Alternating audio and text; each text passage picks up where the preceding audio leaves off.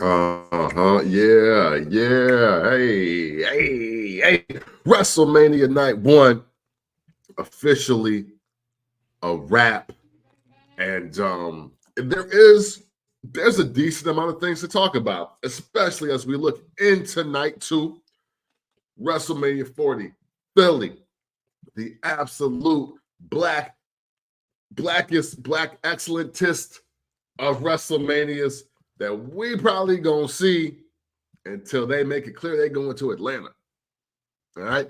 But it is still time to talk about wrestling like nobody else in the world. And you know where you get that from. You know nobody's going to cover it better than us, especially this weekend. So let's get into the first Black Champ podcast. And now I'm still the pick.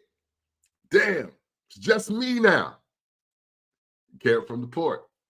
Hey, man, and I am JR Bang. Make sure you rate, like, subscribe.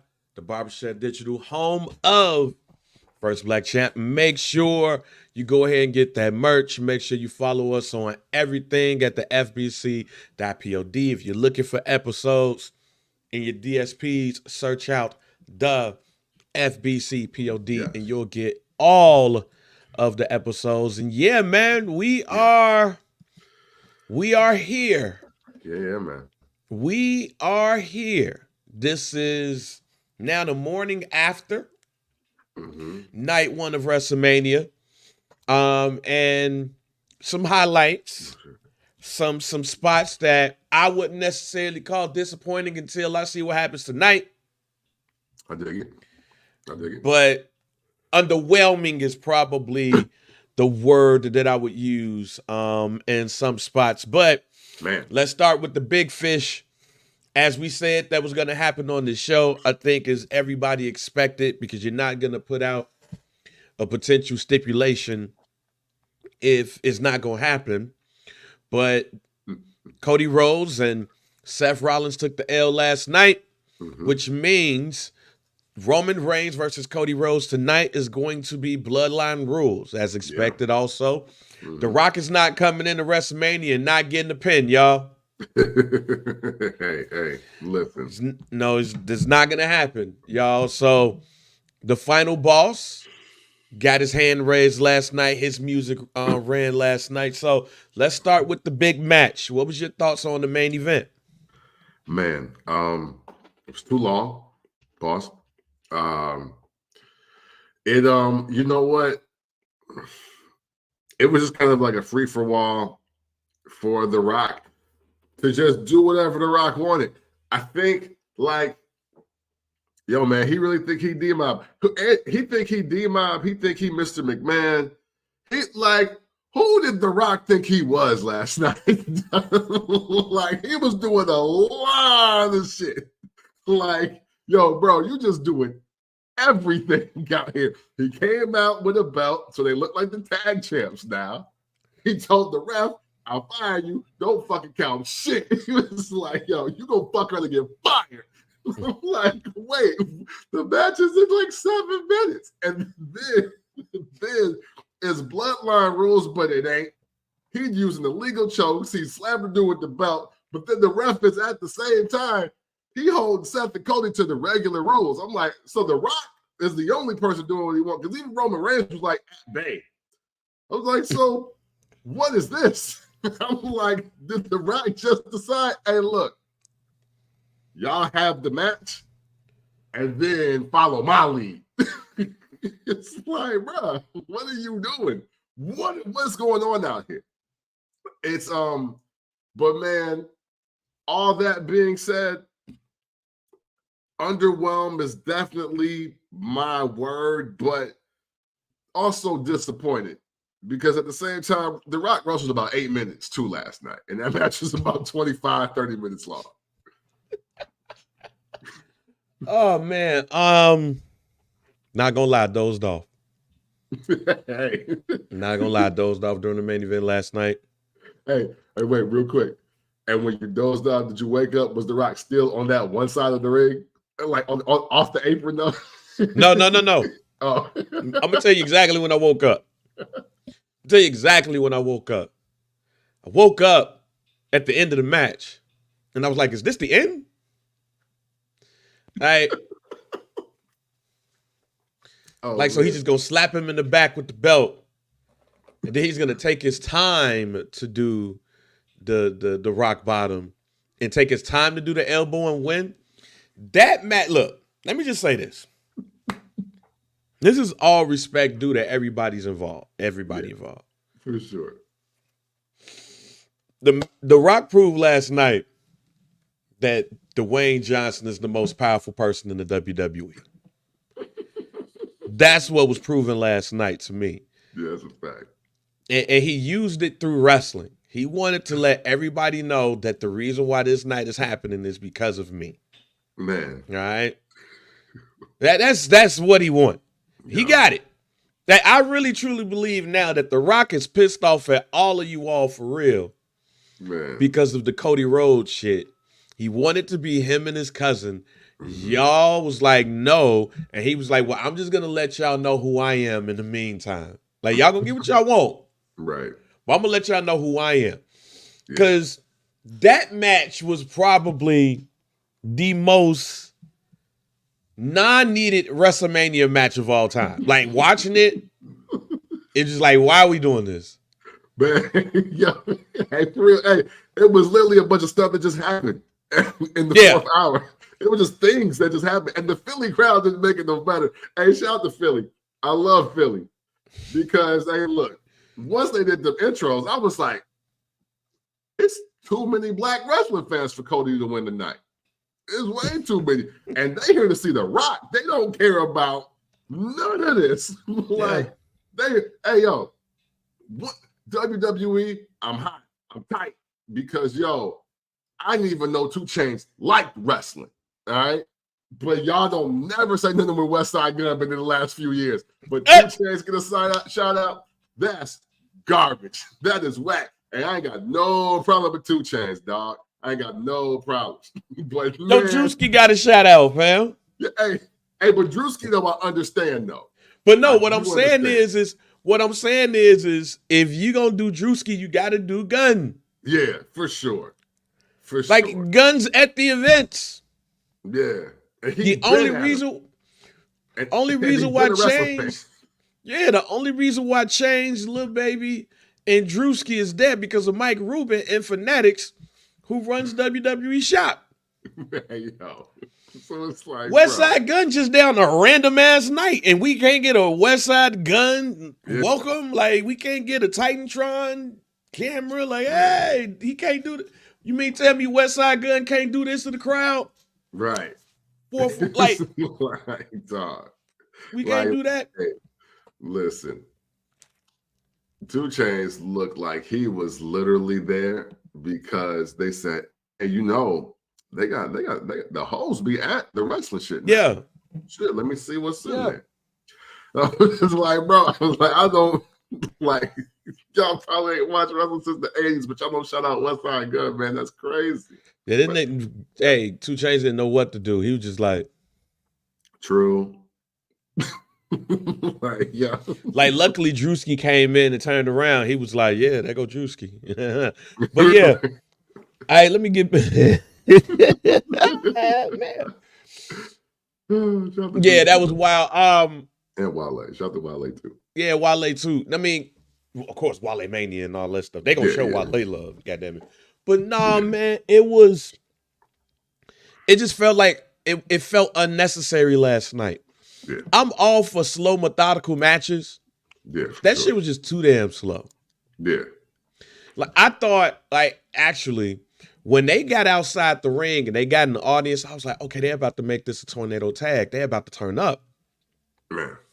And then they got back in the ring and it became slow again. What the fuck? And then I dozed off. And then when I woke up, Cody gets hit with the belt. The Rock gives the slowest rock bottom. Man. And then he gives the people's elbow, and then the match is over. And I was like, that's how we ending it? Yeah. We didn't need this. That, like, no disrespect intended to any of the wrestlers in there. But that match felt like a cruiserweight match in the 3rd hour of Raw. We don't need this. on this Well, match, but for some reason, we're just yeah, gonna do it. man. And then for all of that, and for Rock to do all that, and then there's no solo signing on top. It's just like y'all did everything but invite the rest of the bloodline out there. Why not just go all the way? But they're gonna be that. But they're gonna be that on Sunday night, just doing all types of random shit. Yeah. Now that right now for the singles match for the time, Right? Yeah. we all gonna show up and be random. We all gonna be there. Yeah, man. I have more on this match. For sure. There's a lot to say. Believe me, we have more on this match. But I want to go ahead and get into just the results of WrestleMania Night 1 in general. Let's start off with the first match. Let's start off with the first match of the night.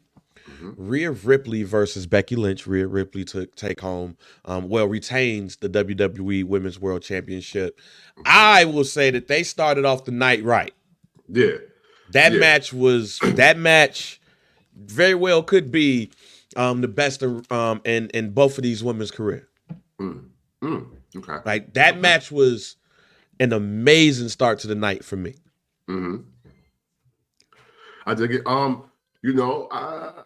kind of agree with that as far as best. Look, WrestleMania came on super hard. It came on super hard. Like once they did their thing and then the actual match itself happened, I was like, okay, we off to a really good start. I mean, I don't know. My running theme for the show, ladies and gentlemen, will be that I felt like every match was a little too long. I'm gonna say it now. I just think every match was just a little too long.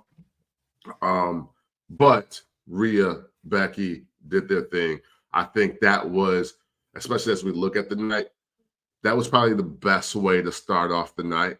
Especially based on what we got in. So Yeah, man. I think they started off the night right with that match. The right person won. And considering that it still reports out there that Becky Lynch has not signed an extension with the WWE, I don't think she's going anywhere else. However, I do, other than going home and being a mom. Like, so, you know, Becky Lynch might have turned into Rebecca by the end of the night. That's a fact.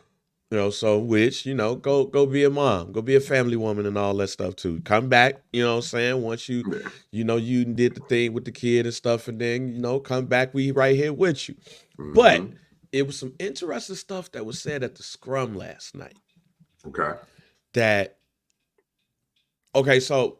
don't know if you saw any of the pre-show stuff. First of all, the best pre-show in WWE history. When I tell you that they made this look like the Super Bowl.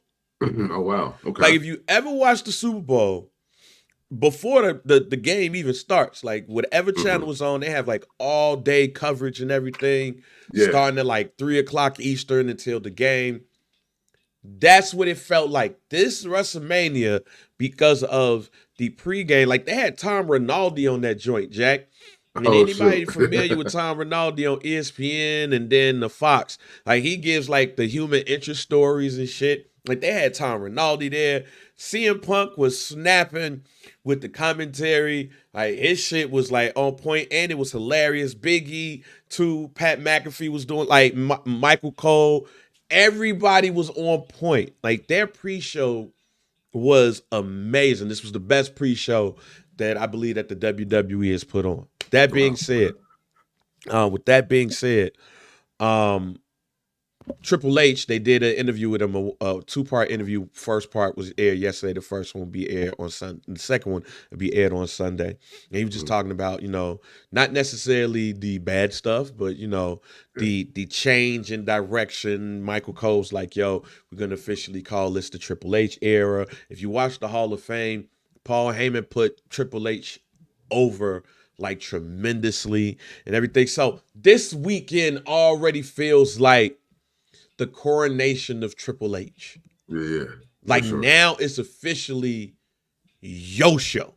Yeah. Like Vince was in the background these last couple of years, came back, but this is officially your show. We ain't taking no calls and no shit from Vince. Yeah. So he was just talking about how, like, you know, he vaguely mentioned, like, look, it's gonna be some changes coming. There's gonna be some more changes coming, y'all. Like, it's y'all ain't seen nothing yet. Things are changing.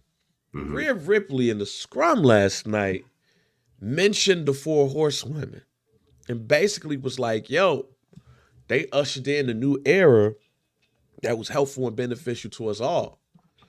But we now passed that era. So I say to you, I ask you, with even though Bailey is tonight, you know, and we know our prediction.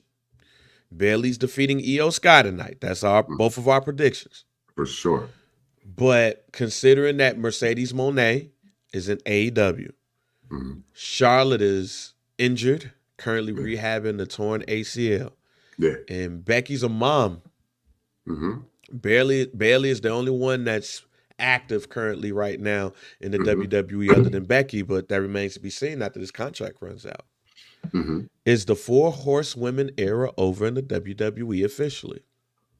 Yeah, but I mean, shoot, I guess not to be rude, but I felt that way 2 years ago. I felt that way 2 years. I felt that way when it was solidified that Bianca Belair was a star, and that Rhea Ripley was definitely next, like right in that transition period. So, even though obviously one of those four women were headlining or main eventing something, but it was all for the purpose of getting the new crop of women over. So, you know, and then when Bailey got with Damage Control, and it was kind of thrown out there that, yo, Bailey's actually helping all the young ladies that are getting super nice. Like, it's not just Natalya helping them, it's Bailey. I was like, oh, yeah, this shit is over then. And I don't mean it in a bad way. It's just like, well, yeah, they're not, this is their way of saying, yo, it can't just be about us four. Let's get some of these other girls up to speed with how we get down. So I guess if you want to say now the year, then yes, because I mean inactivity and moving on. But yeah, I felt that way for a little while now. So it's a catch-22 when I think about this. Yeah, it's officially over when you have Bianca Belair, Jade Cargill, Naomi, Rhea Ripley, and even, you know, when you look at NXT, Roxanne Perez had an amazing match for the NXT title. You know, you got Tiffany Stratton, you know, coming in and doing her thing. So it is a number of young women that's coming up. But Jade Cargill says something in an interview about, like, you know, the difference between AEW and WWE and what factored in her decision. She says she's 20. I mean, she's not 21, excuse me. She's 31. Jay says she's 31, so, you know, she's not a spring chicken. So that's the catch-22 of it all. You got the majority of the people. If you look at the main event, Seth Rollins is the youngest person in the main event, I believe. Yeah, for sure. You know, Cody's either 38. him or him, and they're all about the same age, if not. Yeah, like Cody's 38, I know. I think he's 38 going on 39. Okay. Roman is around that age too. The Rock's 50 plus. Yeah. So I wonder is ever going to get a moment where a woman can age gracefully in the ring and be like the fellas. I don't think, and the answer to that for me is I don't think that's ever going to be the case. I just don't think, and not because anything other than the target audience. When it comes to women, the target audience is going to always want to see who's next, who's new. Yeah. And once they see you enough on the screen, it's like, all right, we need new. Yeah. So it's one of those things where, like, when you think about it, I think you're right. It's been 2 years. Even, matter of fact, probably even before Sasha Banks left, it might have been over because you was already preparing for after those women. Yeah. And they were, and in some cases, they were already there, especially Bianca Belair. So now, in knowing that, Mhm. it's like, yo, it's always going to be a time where we're looking for the replacement of Mhm. these women. So they're not going to be able to age gracefully in the ring like some of the fellas would. So with that being said, it's almost like we're almost at the end of the Bianca Belair reign too. Yeah. Oh, excuse me. Yeah, I mean, okay, so I'm conflicted here because I totally get what you're saying, and I do think you're right. However, at the same time, I think that we are getting into a crop of women that are going to age gracefully.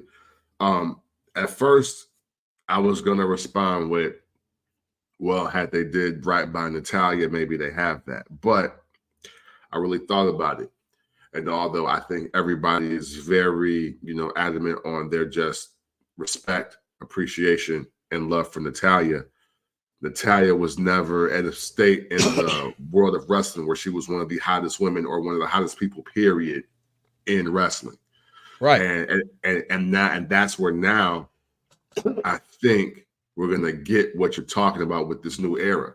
I mean, listen, I know people were focusing on different things as far as like women's era, whatever. And maybe, the promotion for the game is what it is. And I love the way that they have the rankings during the matches. But let's be clear, this is the first time ever where two or three women on a video game have higher rankings than some of the male champions on the on the Yeah. game. It's literally Roman Reigns, Rhea Ripley, Bianca Belair, and then like Cody Rhodes. And that may not seem like nothing to y'all on the surface, but to me, that's saying, oh, wow, they're really acknowledging that the top 10 in wrestling right now are not 9 guys in Charlotte.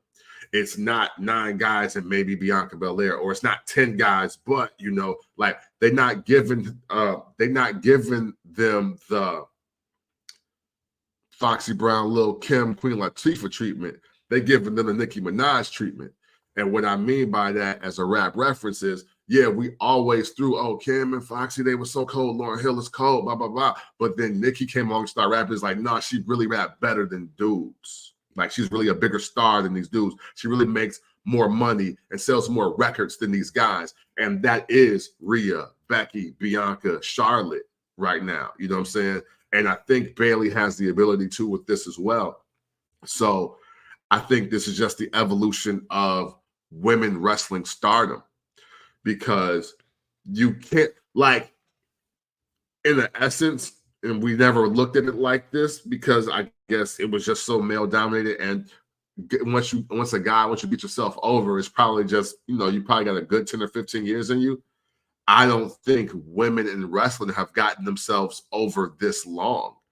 When we look at Trish and Lita, I mean, remember their first 2 years, they weren't even in the ring or taking any kind of bumps. And then they were just taking pictures for like 2 or 3 years.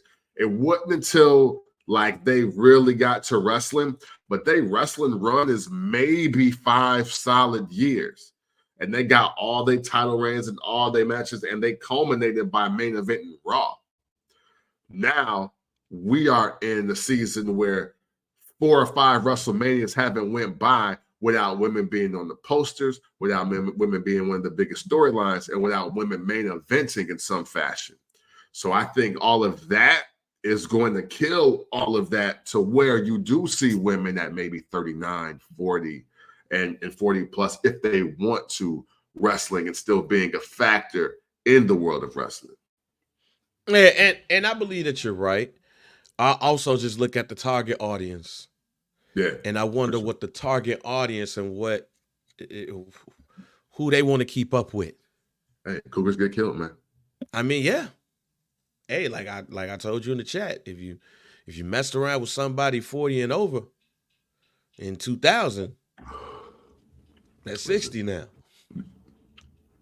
And you'd probably still go. Exactly. So it's like one of those things where it's like, You know, I do think somebody like Tiffany Stratton got a 10-year run. She is shorty. Yeah. But a 10-year run makes her like 33. Right. You know what I mean? And that's the thing, is like a 10-year run for a woman is like a 20-year run for a guy. That's true. And I hope that it gets to an even point, as long as everybody taking care of themselves. I hope it gets to an even point. I was gonna say, not for nothing. Natalya is the blueprint. She's been around 25 years at this point now, if not a little bit more, 25, 28, like in total.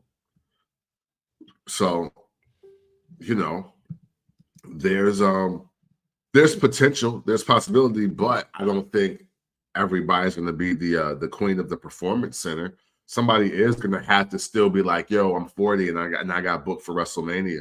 You know what I mean? Night 1 or 2. That still has to happen, but I don't think it's too far off. But maybe it's the Tiffany Stratton class that does it. Man. Because it's definitely between her and Roxanne Perez. Both of them are in their early 20s. So it's like, yo, we'll see what happens when we get to like 2040. Yeah. And see what the lit is. Let's move on to, I won't say the shock of the night. I think it was the hope of the night. And not even in what happened with one of the champions crowned. But I think a lot of people was hoping that the belts were split. We never got any word that the tag team belts was going to be split. So we were just hoping like, yo, y'all find a way. And they did, because, and I don't know if you heard what I heard, but when they started to do the announcement and said that you have to come down with both belts to win, the whole crowd was like, oh shit, so is they gonna split the belts? Oh yeah, they don't, like, you heard a murmur in the crowd that was different than any other match of the night. So I think there was as the match went on, you can tell that folks was like, split the belt, split the belt, split the belt, split the belt. Especially when you saw the new SmackDown tag team champions, Grayson Waller and Austin Theory, come down with the belt, and then they went back and tried to go get the Raw tag team belts, and the crowd was like, all right, no, we happy, but now go sit y'all ass down. Yeah. And even that though, I felt like Roman Reigns. Exactly, no pop. Because that crowd, and even though, and if y'all check the prediction show, I was like, I was gonna say that they gonna win this match. You did. You basically, you technically got it right. Yeah, but I didn't expect that crowd to react like that. I thought Grayson, especially with Grayson Waller getting the belts, I thought he was way more over than that overall. So I got a theory. No pun intended. I think the fan favorite was always going to be The Miz and R-Truth because of R-Truth. Yeah. So when R-Truth did not get the belt, I think the crowd was just nervous. Like, we glad this is going on, but is it going to be split? Yeah. Like, I think the crowd was just really unsure about what was going to happen. Okay. But it had to have been R-Truth, or else we were going to riot. That's why, look, the kids in here was popping for R-Truth, my G. Nice. But I have one issue with the match. Fam, why was it taking so damn long for R-Truth to go up there the second time? Man. To go get the belts. I was legit in right there. I was like, man, if you don't hurry your motherfucking ass up and get the goddamn belts, fam, like, what is you doing? Like, he's sitting up there looking around, and then he gets up there and he's just playing around with it. And the fucked up thing about it is, look at that match again and look at all of the other wrestlers. They was basically two, just like us. Man, if you don't hurry up and get that goddamn belt. Right. Yeah. Yeah. So we get this shit over with. But he got the belt. I was gonna say, if you do scan the ring, they broke kayfabe. They broke. Oh, kayfabe. look at Finn Balor's face right before he actually gets it. Like, Finn just looks up like, Like, hurry up. Like, it's going, like, you giving us time to get up. Right, like you're giving us too much time. We're gonna eventually have to get up. But it happened. The new Raw Tag Team Champions is the Awesome Truth, while the new SmackDown Tag Team Champions is Grayson Waller and Austin Theory, Yes. A-Town Down Under. So we know you basically predicted both of these. Technically, we're gonna give you the win here on predicting both of those. So can't be knowing. But what are your thoughts on the tag team championship match and the split? Did they do the right thing by the split, and who won in the split? I do. I do say everything. So I like the match. I like the splitting of the titles.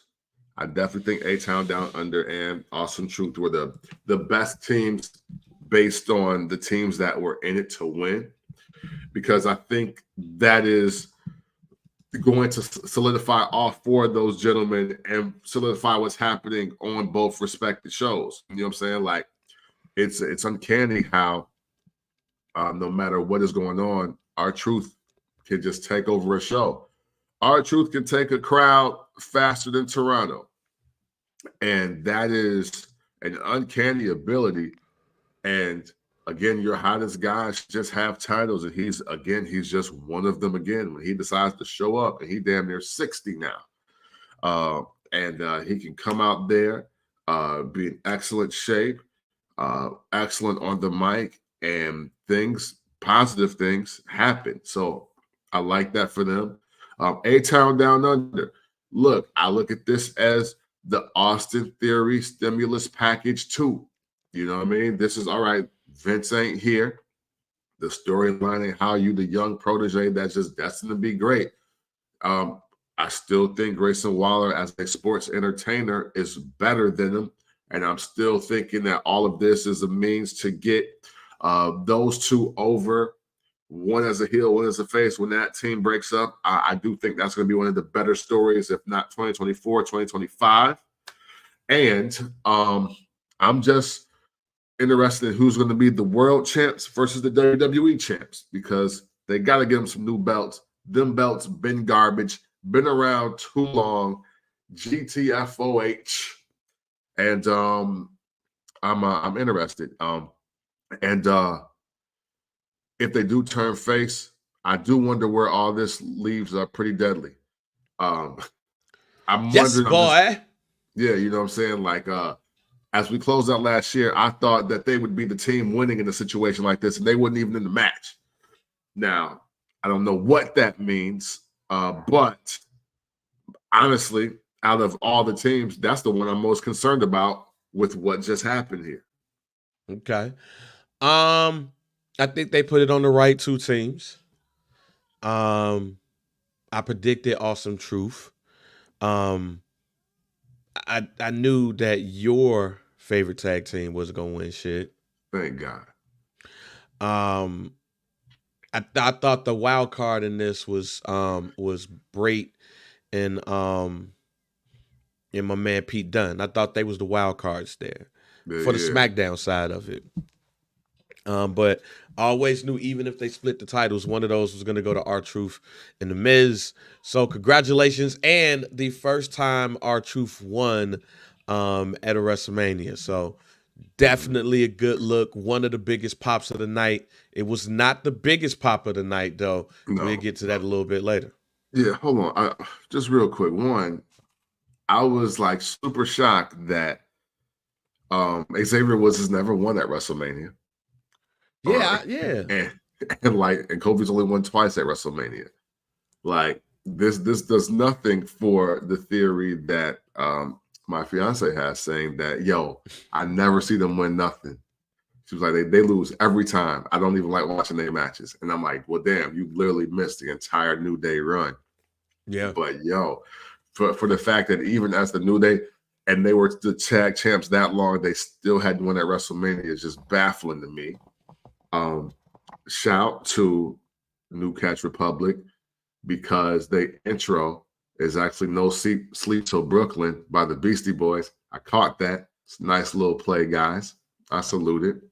And yo, listen, I want to say it on the show because I said it in the thread.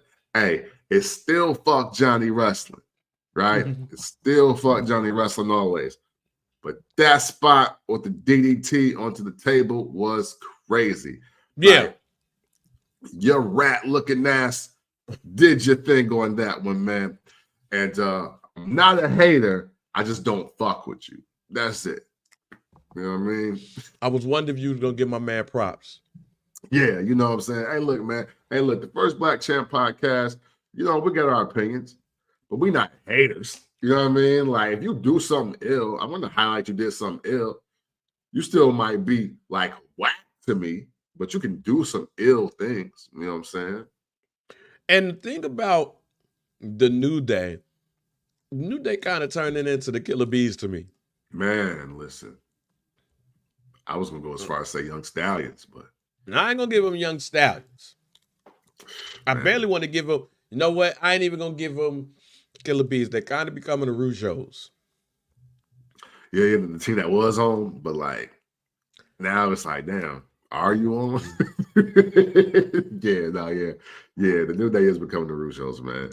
But but shouts to them with the Consequences Creed back. Yeah. You know what I'm saying? If you've not seen a Consequences Creed, a certain member of the New Day, former moniker in TNA, I was like, oh shit, so he just remixed this whole gear, huh? Yeah. Yeah, man. You know what I'm saying? So shouts out to them, shouts out to that. And that was a dope match. I think that really kept the momentum going. It started off heavy. Yeah. With the dope matches. And then we got the AAA versus female match. Rey Mysterio and Andrade versus Santos Escobar and Dominic Mysterio.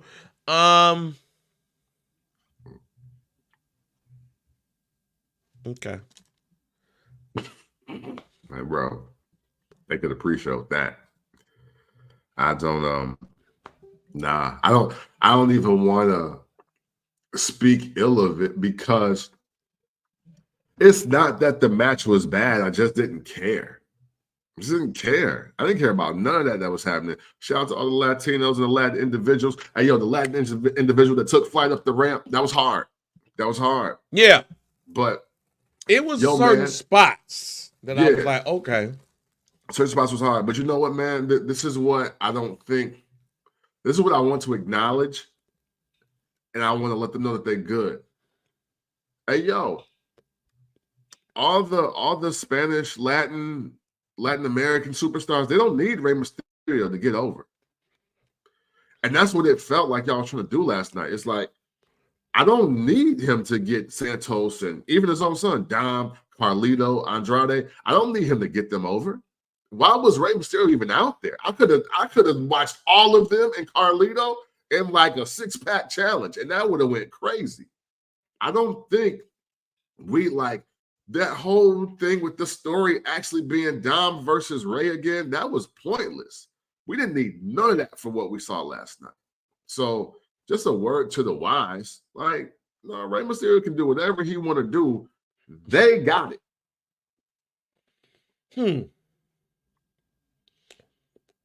There's so much I can say.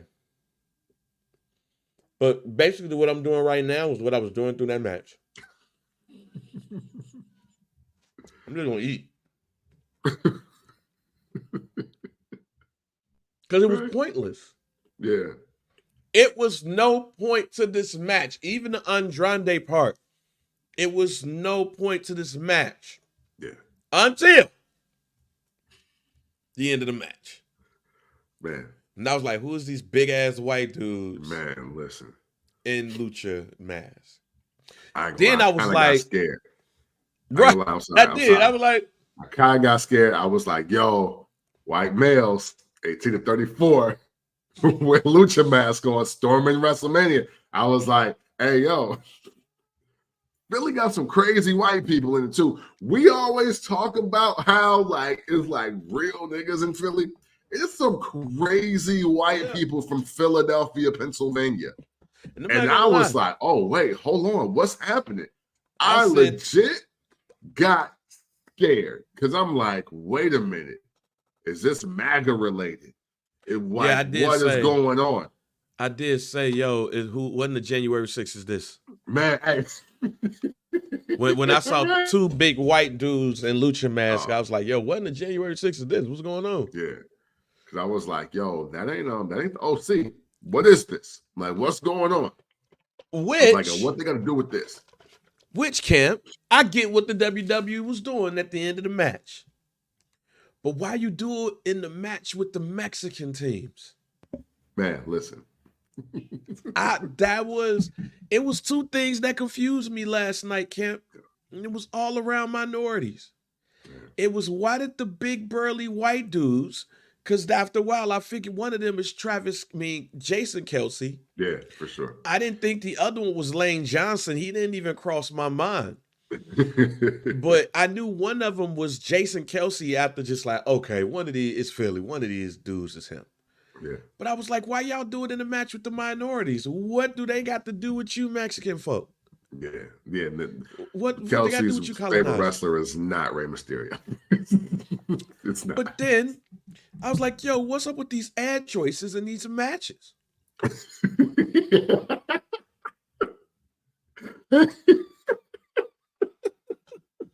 Why did the ladies get a Wingstop ad in their match? Hey, listen. I saw that, and I even hopped on Twitter. I get what y'all say. Hey, look, man. Why not calling it racist? Right. Not calling it racist. I know, but for the people that did, though, it's ill time. It's just ill thought of. Listen. That's because we from a different time. I'm gonna explain. I'm gonna explain it. Hey, listen. I know when y'all saw Jade, Bianca, and Naomi, and then the Wingstop app popped up. Yeah. In 86, 84, I get it. But since since Teflon Don, I've been hearing how Rick Ross owned Wingstop. You're not going to convince me that he saw that and was like, oh, no, I got to get my logo on them because he can't hit it. He's a franchisee. Like, I gotta be affiliated, huh? He's a franchisee of Wingstop. Hey, the way he talked, he making calls. And he was like, oh, yeah, my little brother Meek is doing the intro for WrestleMania 2. Hey, no, I need the baddest women y'all got to walk down to the Wingstop ad. I'll sponsor the time. Let them do all the pyro. Let them do the pyroglyphics. Let them do everything. And I really think that's a Rick Ross move. Call me crazy. I'm okay with it. I've been called worse. But I think that whole Wingstop ad, specifically on those three ladies, that's a Rick Ross play to get like, yo, hey, you see we representing the sisters. Come get you some lemon pepper after the event. That's what I think it is. Hey, looks, man. Hey, look, I ain't gonna lie to you. Also, and I learned this, I didn't realize that many white people were indifferent about Wingstop while black people are starting to love it. I know we've been Popeyes to the death of us, but the ad made sense. I might order Wingstop for night 2. I'm not gonna cap to you. I'm not gonna cap to you. Not gonna lie and act like the ad didn't work. All right. Not because I'm with you. Because I was thinking about chicken today. I was like, Wingstop might be the move. Man, hey, listen. Especially after Naomi turned around, I was like, oh, okay. Oh. I need. You know what? Let me just say this. It was a very amazing father-son moment. Yeah. My son is 9 years old. He'll be 10 on August 15th. It was an amazing father-son moment. So then, I was like, yeah, that's my son. So when the trio of ladies are coming down the ramp, Naomi turns around. And I don't know if it was done by accident or if it was done on purpose. Man. It's just, how the female anatomy is. But there's a couple of moments when Naomi turns around and she's walking backwards down the ramp. I think it's the right cheek starts to just jump up. It's percolating at that point. I don't Yes. even know. I don't even think she had to know she does that because she turned around. Right. But I'm just erring on the side of maybe it was meant that way, maybe it wasn't. All I know is I looked at Trey looked at me, we both smiled, and then I realized, oh no, you 10. Yeah. And Trey was like, okay, let me turn back around. yeah. But the by father the in time me, WrestleMania 42 come around, you might hear it. right? Like, There. Oh, dang, my bad. But it was an amazing father-son moment where we was both looking at the same thing and acknowledged non-verbally to each other that we were both looking at the same thing and we saw the same thing happen. And that was Naomi body jumping up. Yeah. And I'm thankful for Naomi for helping bring that father-son moment to life. So much so that, as you see, we have not said anything about Rey Mysterio and Andrade versus Santos Escobar and Dominic Mysterio other than just skipping it. So here's what I will say. Hey, man, Dominic Mysterio has a concussion tonight. Or today. Because the way the match started off. Oh, yeah. When Andrade hit his ass with the spinning back elbow. Man. And then he took another headshot when he got out the ring. And I also believe that Dominic Mysterio was checked on by his dad because his dad grabs his face and then smacks him. I think he was snapping his son back out of he's it. like, yo, you good? You good? Like, So I want to shout out Dominic Mysterio because here's the other thing. Dominic Mysterio is the most improved wrestler in the last 2 years. For sure. Dominic Mysterio, I don't think that moment should have happened last night. First of all, let me say this. I don't think that match should have happened. That's not even a pre-show match. That's a match that goes on Monday or on Friday. No, for sure. But the fact that Dominic Mysterio was in that moment, and like I said, I do truly believe that man bell was ringed. I mean, rung. And he still pushed through and powered through. Only person that's gonna tell me that didn't happen is him. And and this might be a match 10 years down the line when they talk about WrestleManias and he say, y'all don't even remember what happened during that match, y'all. I ain't gonna front. Man, right. But I want to shout out Dominic Mysterio.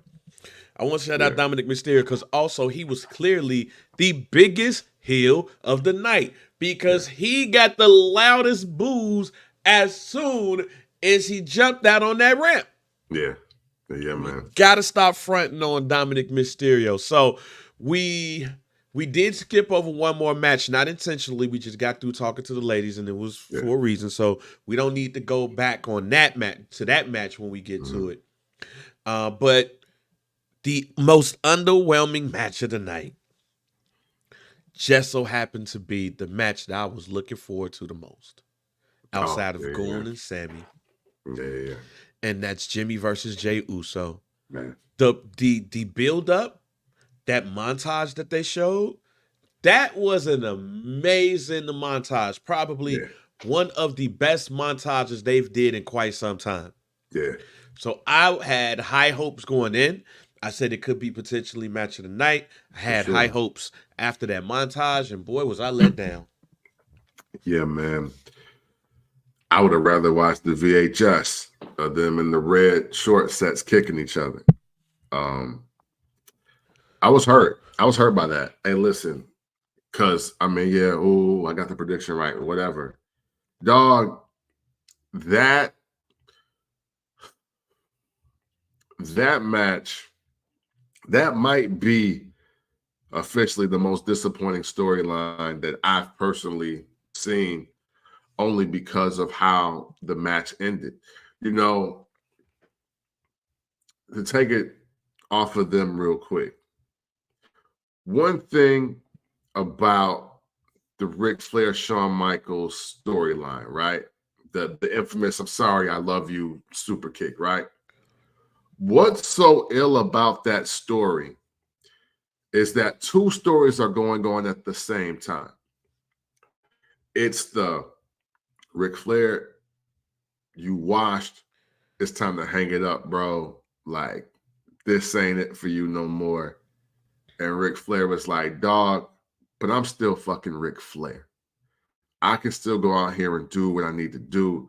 And so literally there's a 60-day buildup about just how Ric Flair needs to call off the match and how like his friends, his family, other wrestlers that respect him are just like, yo, this ain't it. So like we literally go into WrestleMania knowing that Shawn Michaels is going to beat Ric Flair. Like we know it. There is no chance in hell that there's going to be some miraculous victory here. Right. And yet that match, even though you know the outcome, the story in that match is impeccable by both of those gentlemen, because now everything that you've seen on Raw and SmackDown leading up to it don't matter, because the match is here and Ric Flair is literally fighting for his life and Shawn Michaels is still doing his A1 performance thing. Okay. Dog, neither one of them, Jay or Jimmy, gave us that. This ain't one of the best matches for them. This ain't one of the best matches of this weekend, but yet they had one of the absolutely most compelling stories if they really took time to tell it right. I almost feel that maybe they should have been on the same show to maybe get more chemistry and more just synergy with how this match should have went, because it's obviously all the days of coming through the crowds, jumping the barricades, and meeting backstage. It didn't help this at all. It didn't. I would have rather Solo came out there, spiked both of them, and it's a no contest versus what we saw last night. All right, so I'm going to add to a component of what you said with the Shawn Michaels Ric Flair thing. I think also another part of that match is that Shawn Michaels was seeing his mortality too. That was another part of the storyline. I'm out here getting older too. Yeah. I'm about to put my idol to sleep, so to speak. But then who gonna do that for me? Yeah, man. I truly believe that was another part of that storyline. I do believe you when you say, I agree with you when you say they should have been on the same show. Now, when you guys heard me in the beginning of the show, I said I'm going to pause my thought on this match fully until I see what happens tonight. Yeah. Because I also believe that there was another part of the storyline in this match. Jay don't really want to be without his brother, but Jimmy don't really give a shit. Yeah. But Jay's like, man, I don't want this. Because if y'all listened to the show last week, y'all heard my prediction of what's going to happen on Sunday, where John Cena, The Undertaker, and Stone Cold will each make appearances, getting The Rock, Solo, and Jimmy out of there. Mm-hmm. But also a part of my prediction possibly could happen, not the prediction, but possibly could happen, is that once everybody is cleared, Jay will make an appearance. And Jay would have to make a choice. Does he completely absolve himself of his family? Or do he take his heir to the throne of Roman Reigns? And even still, that could go either way. That could go Jimmy, or Jay, excuse me, super kicking Cody. Thus, the story is not finished. Thus, making Jay quite possibly the biggest heel in wrestling. Because if he were to do that at WrestleMania, with what happened the day prior, I will tell y'all right now, if that were to happen, Jey Uso would be the biggest heel in wrestling if he cost Cody Rhodes the Universal Championship. Yeah. Thus restoring the bloodline. Because he could say, I talked to The Rock, and The Rock said you belong with family, not with somebody who disrespects. So the minute you disrespected my family at that Vegas event, I was already plotting. Roman don't even know that this is the dude that's going to save my shit. Also, he could cost Roman the joint and be one of the biggest faces. That's why I say, we'll wait till Sunday to see how all of this play out before I make a decision on that match fully. Because the one thing that I did get is shouts out to my man A+. A+, you said you encapsulized perfectly what I thought about Jimmy Uso last night.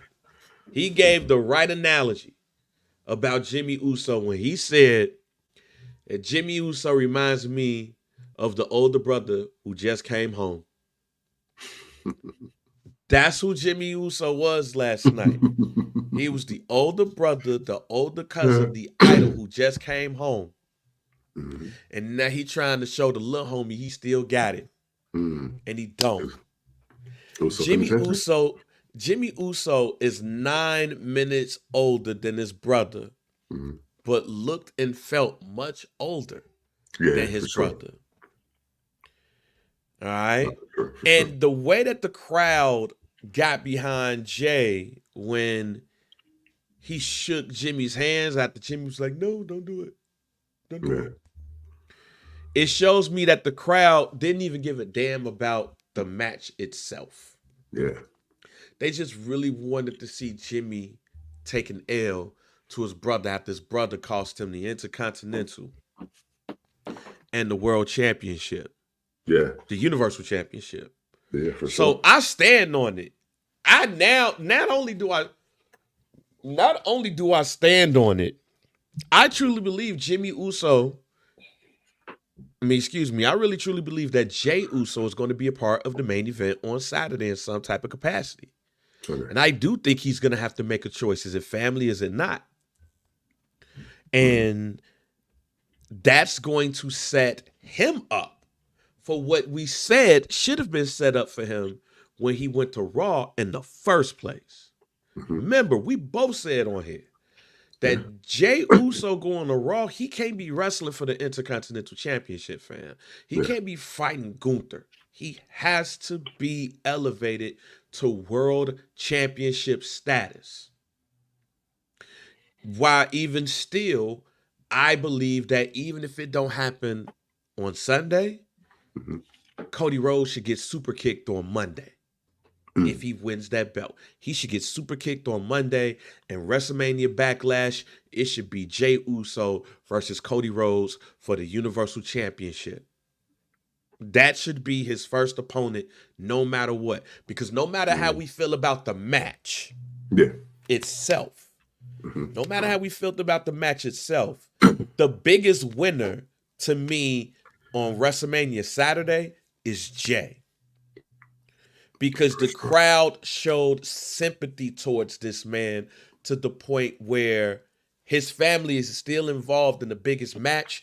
Because of that, and what could happen, it could elevate him to getting a title shot. Not saying he'll win it. Right.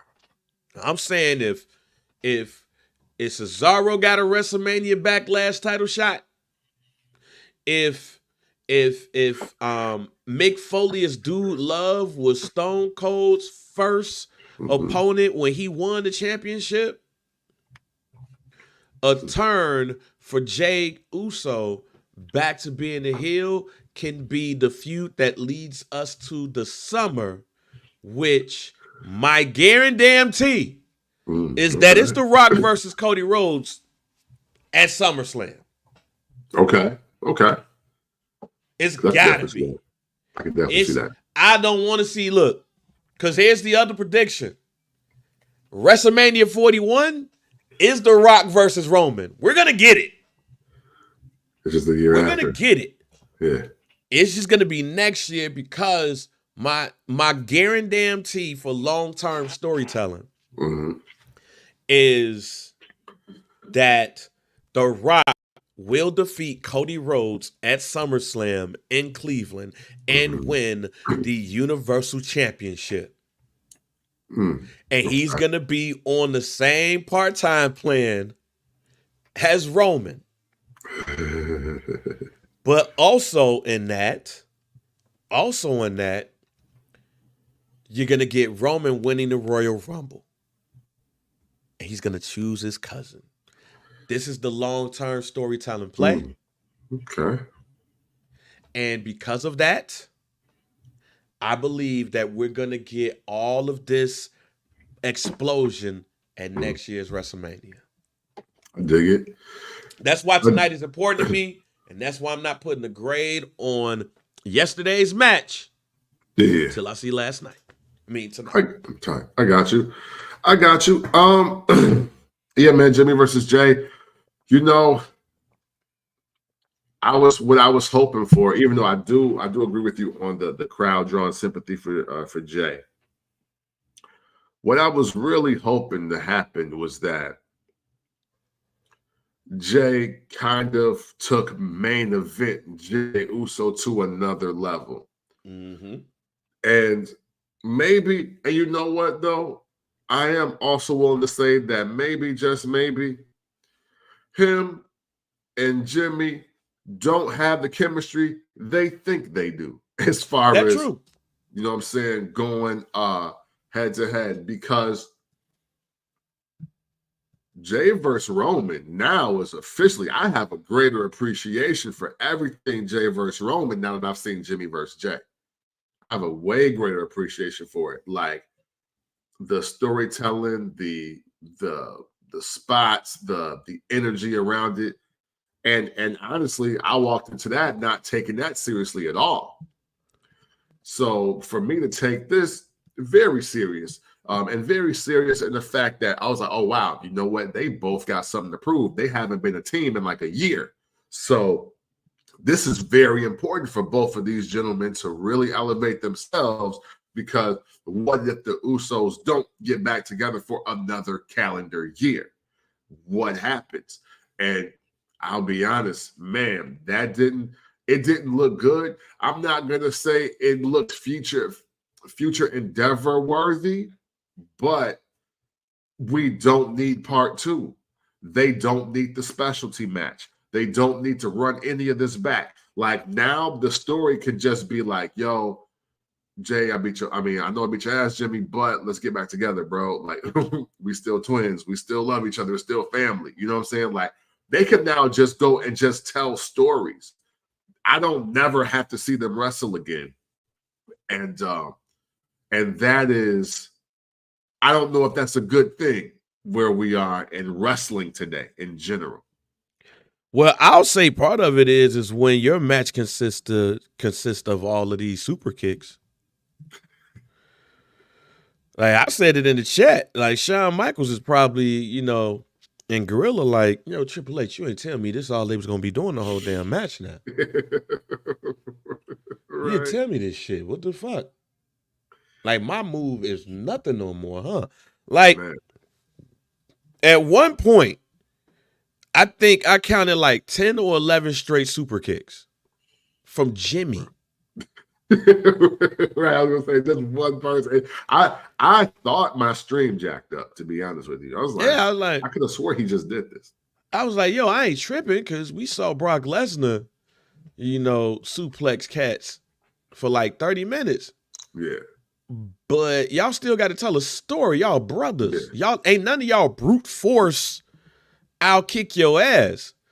Both of you, no, like, what's the story here? Then I stopped. And I said, okay, I see the story here. Y'all don't really want to fight each other, but y'all fighting. That's the storyline. Like, Then you open the There's show. and the thing now to that point. Now here's where I'll critique it. If that's the case, like they don't want to really fight each other, but we're fighting each other, then it leads to what my prediction could be, which is Jay costing Cody the Universal Championship tonight because he really want to be around family, and The Rock kind of helped show me the way. And I am the heir apparent. Yeah. So, am I heir apparent to The Rock, or am I heir apparent to Roman? Hey, yeah, it could be it. Yeah. But the other part of it is like, yo, when Owen Hart wrestled Bret, Owen Hart as the heel, because remember, the face made the challenge here. Yeah. The heel made the challenge in each of those other two matches where the real brother, as they said it, the real brothers wrestled each other for the third time. Like Matt Hardy was like, fuck you, Jeff. And that's how the fight got to. Owen, the OG of all this, same thing. Yeah. Jimmy was the one that was like, yo, we wrestling. I mean, Jay was like the one we wrestling. Jimmy was like, you sure? Right. Brother, I don't want you having, like, the reason why I don't like this feud is because Jimmy Uso sounds like the daddy on 5 Heartbeats. And what I mean by that, for those, like, this is extra cultural. So for the white people who may listen to this podcast, this is very cultural. You've probably never seen the 5 Heartbeats. So this is going to fly completely over your head. But it's the best example I could give. You're black, you've seen 5 Heartbeats. This is not going to fly over your head. For sure. So moment in 5 Heartbeats, after they just got through performing, that Eddie Kane Jr. went back to the crib and his daddy and them was outside. And he told his mom and his dad, Eddie Kane told his mom and his dad, like, yo, we just got a record deal, man. Things moving. And the daddy looked at him and said, you ain't never gonna be shit, because I ain't shit. Eddie Kane's like, all right, man, and goes up the stairs. The mom said, why would you say that? He said, I just want him to be better than me. Jimmy is the dad here. Jimmy is basically telling Jay, you ain't gonna be shit because I ain't shit without you. That's what this feud is all about. It's not about I'm better than you, little bro. Yeah. It's you ain't gonna be shit without me because I ain't shit without you. And I think that's why on the grand scheme of things, this feud ain't never really hit to me, because Jimmy ain't like saying like, yo, how you become the heir apparent and not me? I'm older than all y'all ass. And he skips over me? No, I saved your ass when you was getting your ass beat in the Hell in the Cell. I took the L for you. I'm always taking the L for you. So now I'm about to own this. Oh, and now you main event Jey Uso? Oh no, do they not know I've been kicking your ass all my life? Nah, I'm about to show you that I am not only the best of the twins, I'm the best in this family. And we never got that. No. I think I think we didn't realize that until the match came. We was like, what the fuck? And when you look back at that match, it was basically Jimmy saying, yo, I'm better than you, little bro, and I'm going to show you. But Jimmy main event Uso. What is the end game here? And that's what we take you to the next match. Yeah. Because could the end game be now that Gunther is not the Intercontinental Champion? Is everybody for play now? Everybody up for grabs now? Because we owe Sami Zayn an apology. We basically was like, yo, hey, he getting his ass whooped. Listen, man, don't get me wrong.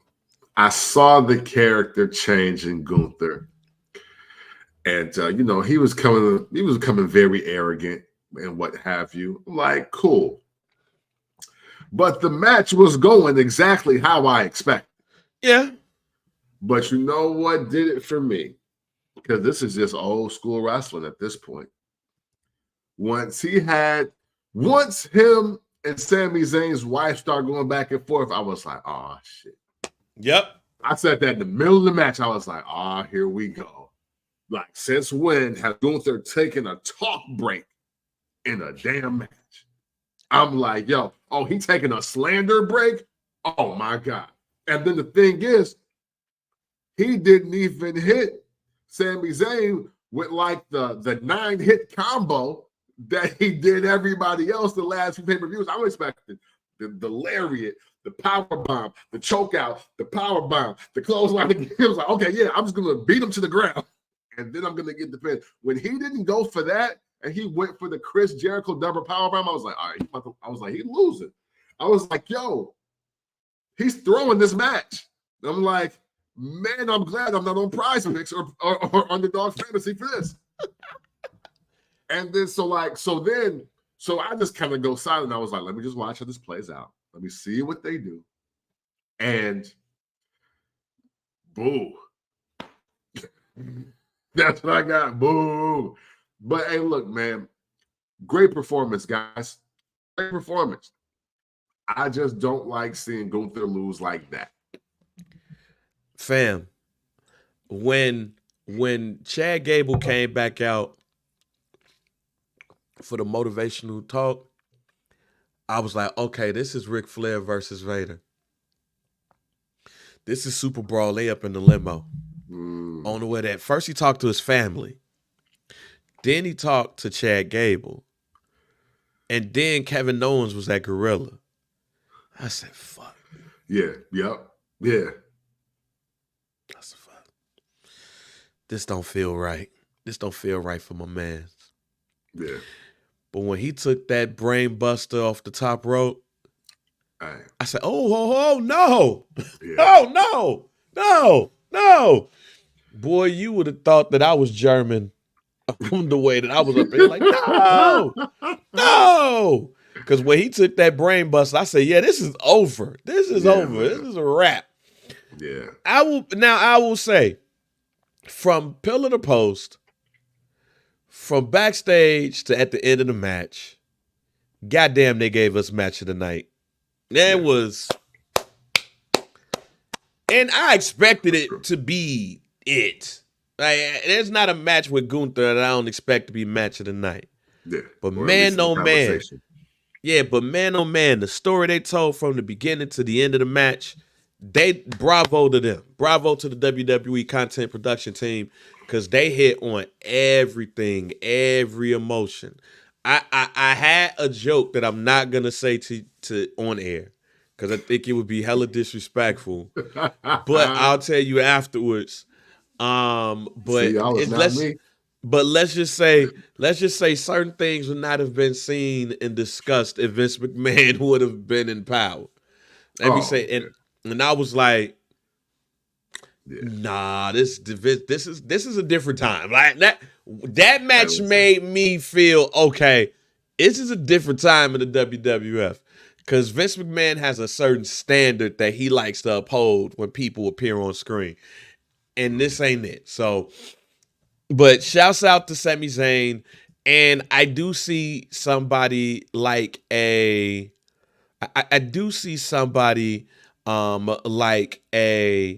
Jey Uso, or Chad Gable, because Chad Gable versus Sami Zayn. Look, Chad Gable might win that belt tomorrow. Yeah. He might win it Monday on Raw. Like, so let me just say this. I don't know, but I just thought that everything about that was just match of the night, which brings us back to the finale, which we talked about in the beginning. Roman Rock versus Cody Rhodes. We now know what the main event is going to look like on WrestleMania Sunday. Bloodline rules. So let's start with just rewinding some of our picks from night 2. Oh, first of all, Gunther's reign ended on 666 days. Yeah, so Triple H, what y'all doing, fam? You fucked up right there, Playboy. Let's not do that. To that happening, man. Yeah, hell no, y'all wow for that shit. So I'm also going to throw this out here too. Backlash is going to be in France. Oh. All right. So it's going to be on May 4th. I'll just be getting off the boat that day. So it's going to be May 4th in France. So I want to keep this in mind around, any predictions and stuff like that, because I can already smell that even though he German, that Gunther could possibly get the title shot at the next Backlash. Even though I said, depending on what happens with Jay. I don't think Roman Reigns or The Rock is going to be wrestling at Backlash France, ladies and gentlemen. Let me just say that. With that being said, let's go back to the predictions. Let's start at the top. Since we're just finishing up, Roman Reigns versus Cody Rhodes, Bloodline Rules match. Universal Championship. Are you sticking with your prediction that Roman Reigns ends this match clean as the champ? There's something up with this match. It is. But I'm going to stick with Roman Reigns and winning clean. I'm going to stick with it because now after yesterday, I expect anything to happen. But and how WrestleMania ended less with the gentleman that actually won the match being the last shot versus the disappointment on Cody and Seth's face. Yeah, man. I ain't gonna lie. I'm expecting some bullshit tonight, but I'm still gonna go with Roman Reigns to win clean. I'm sticking with my prediction where Cody Rhodes will get help from the big three of the WWE. Big three. Everybody talking about the big three. Right. So, yeah, man, I'm sticking with my prediction. Big three of John Cena, Stone Cold, and The Undertaker is going to get the bloodline up out of here, and Cody Rhodes will finish the story winning the Universal Heavyweight Championship. I also think it's a precursor to a change in that belt, too, at least for Cody. Cody's going to have his own belt, and that belt is going to look similar to the old school belt in the 70s that his dad once had, because it was something that he said that when his RV, I guess, apparently caught on fire, and he said that he saved a couple of items. And I think one of those items is he's going to hold up that green belt tonight. Once he wins against Roman Reigns, he's going to hold up the belt that his dad had. So just keep that in mind. He's gonna win, but watch the belt that he holds up in celebration. Have a feeling that belt lineage is going to go back to that match when his dad beat superstar Billy Graham, but by count out, thus keeping him away from that belt. All right, let's go down to Io Sky versus Bayley. Are we keeping the same prediction? Bayley gets her WrestleMania moment? Absolutely. This WrestleMania needs a Bayley moment at this point. Logan Paul, Randy Orton, Kevin Owens. Are we still sticking with Logan Paul winning and Randy Orton taking the pin? Absolutely. His logo showed up before he did. Seth freaking Rollins versus Drew McIntyre. Are you sticking with your prediction that Damian Priest will leave WrestleMania as the World Heavyweight Champion? I absolutely am, because here we are present day, and the only winner from the Judgment Day is Rhea Ripley. So, yeah. Hey, now more than ever, I'm saying Damian Priest is leaving out the World Heavyweight Champion. Hey, I'm sticking with my prediction that both Drew and Damian Priest will get finessed out of this belt. And I'm sticking to my prediction that CM Punk will become the new leader of Judgment Day. I'm sticking with that too, because CM Punk is reportedly, allegedly supposed to be announcing at ringside. And a new match that was announced And they're calling them the Pride. Rawr. Bobby Lashley, Angelo Dawkins, Montez Ford with B-Fab versus the Final Testament, Karrion Kross, AOP.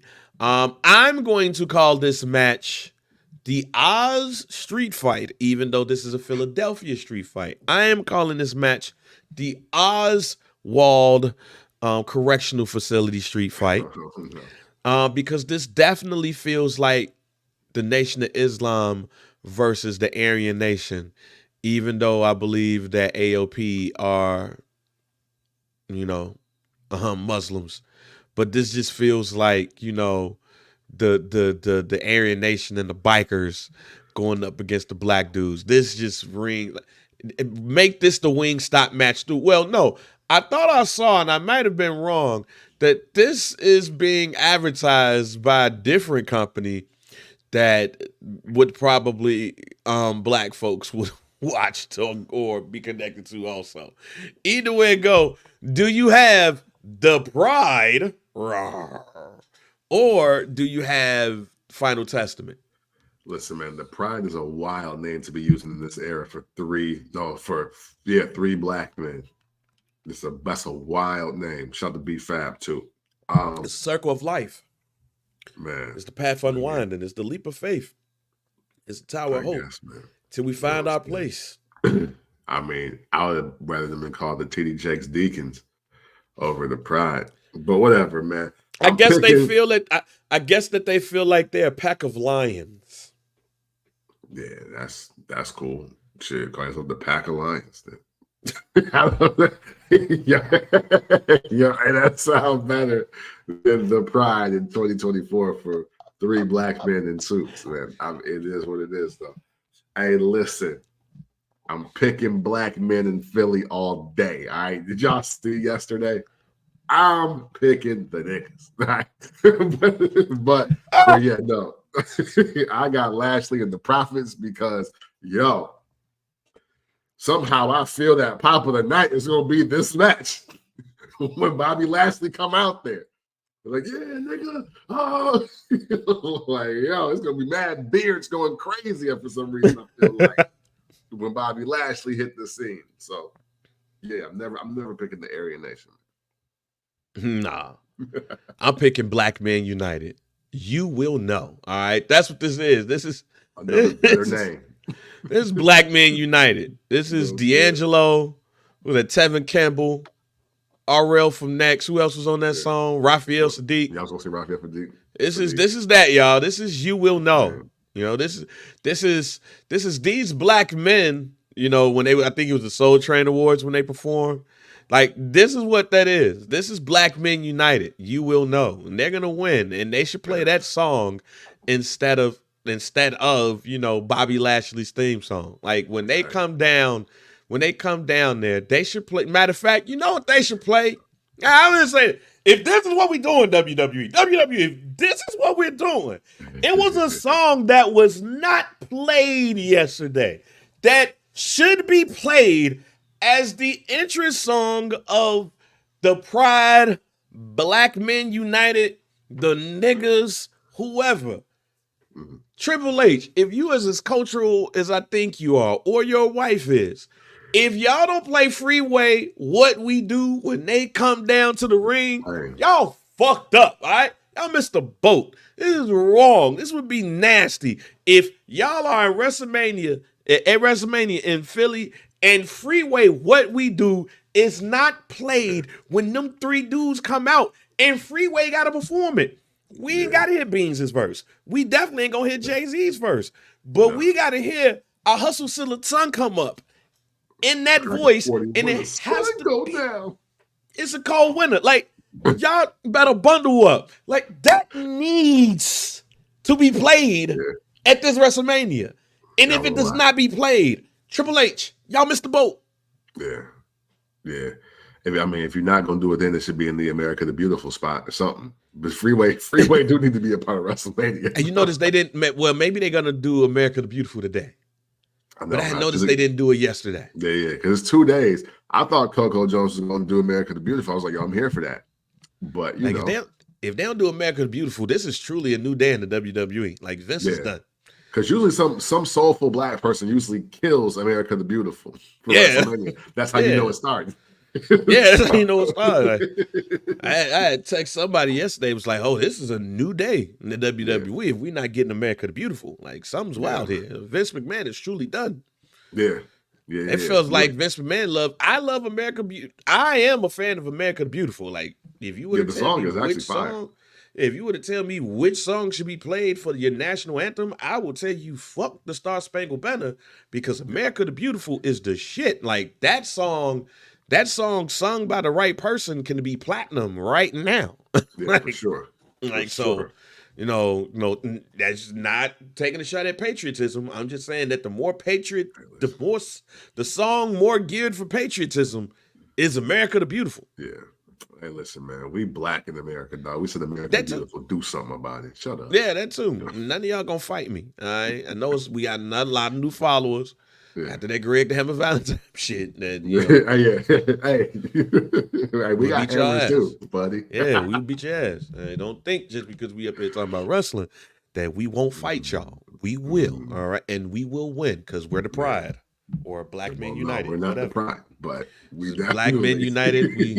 We're the gangsters. We're New Jack and Mustafa, all right? We're more geared towards them. Yeah, for sure. But no, all right, so it looks like nothing has changed. So let's go to end the show off. Let's go to WrestleMania Monday. Yeah. All right, so, you know, even though the new season in TV starts in September, hey, man, after WrestleMania, especially at Raw, that's when everything restarts pretty much. Well, mostly everything restarts. So, you know, between what we saw at NXT, because first of all, shouts out to Carmelo Hayes and Trick Williams. Dope-ass match at NXT, Stand and Deliver. Shouts out to Trick Williams winning that match as well. Oh, nice. Great match between them both. A pretty solid pay-per-view all around. But also the word on the street is that both of those guys are more than likely to be called up. So, you know, you have that and just great showings out of everybody. But when you take it to Monday, that's when you start seeing the potential of other people coming. You see some surprises and all of that stuff. So let's take it to that. What surprise would you like to see on WrestleMania Monday? Man, you know, I don't want to speak to that yet because I'm looking for night 2 to be just a lot better to get my mind going. To be honest, night 1 for me, it didn't do it for me, man. And I'm not about to jump out the window with like some scorching hot take, like, oh, this is the worst WrestleMania ever. No bullshit like that. I'm not doing that. It's just that I think a lot of things just happened. I think it was just a commonplace. I think it was just a show that had some really good moments in it. But usually, like, well, the last couple WrestleManias, even going back to the pandemic, a couple things that had happened where I was like, oh, these are some defining moments. Like, I think this could happen on Raw or SmackDown. And I didn't get that feeling from anything night 1. So I'm just looking forward to night 2 because I think there's still a lot of story to tell. Obviously, this bloodline thing is going to take a tremendous turn on both nights. And I'm kind of here to just see night 2 happen before I say anything. They really didn't even give me anything to jump off the window for. So I can't say that there's a surprise I'm actually looking forward to seeing. I want to see, even though I talked about a different person early in the show, I would like to see Gunther go after the next champion, no matter who it is. I would love to see Gunther versus whoever's the champion at Backlash France. You know, I want to see who that is. All right, so real quick, there's some the Slammies is going on right now, fam. Okay. Real quick, some awards that was delivered right now. LA Knight, wins Breakout Superstar of the Year. Rhea Ripley and Charlotte won Best Match of the Year at WrestleMania 39, and Best Interest of the Year. Interest of the Year goes to Cody Rhodes. So those are the awards that's given away so far at the Slammy Awards. So Okay. yeah, but Makes what I sense. will but what I will say is, and yes, it was Gin and Juice. Gin and Juice is the sponsor of the Pride versus the Final Testament. Oh, that's real? I thought y'all was joking. That's real. Now, see, now that's wild. That's my. Hey, look. Oh, hold up, dog. Hey, wait. Here I am thinking y'all gonna say. I'm thinking that's what's next. Bobby Lashley, the Street Profits, is sponsored by Gin and Juice. I'm thinking that's Cat. I didn't think that was a real thing. Yo. Hey. Hey. It's registering right now. This don't belong nowhere near wrestling. This don't belong here. What are we doing? Oh man. Yeah. It's So now when Montez Ford comes out with the cup, it's safe to assume it's gin and juice in it. That's what we're doing. if the cups drop, man, they the Pride now. They different. Hey. You know what, guys? Hey, listen, man. We appreciate you guys checking out the show today. It's night one of WrestleMania. You know, pretty decent night. Pretty decent night. You know, we're looking forward to night two. We're looking forward to all of y'all and your thoughts, your comments, your rumors, memes, innuendos, all of the banter and conversation and the first Black Champ thread in the community, man. It's greatly appreciated. Hey, you know what I'm saying? I mean, like, yo, why stop at Gin and Juice? At least there's a younger demo that's in with the White House. They know what's happening. Oh, man. Man, listen. Hey, look. You know, Bang and I, we could do this show by ourselves and everything. But, man, every one of y'all with comments like Mr. Singletary's, that's what makes the FBC community special, man. That's why we appreciate y'all. Keith, we appreciate you. John, we appreciate you. You know what I mean? So thank you all for tuning in. Gear up for night two. Hey, get some Wingstop and Gin and Juice. Take a White Owl break. It's WrestleMania. All right? So if you ever want to talk about wrestling in an unconventional way, you do so by checking out the First Black Champ podcast. Pick, VP, DOC, and we are out. Fuck Johnny Wrestling. And apparently the advertising team too. Man, sales team. I mean, I would have rather a motivational video from Wallow pop up than Gin and Juice, dog. Like, that's crazy to me. That is super crazy to me. Oh, let me end the stream.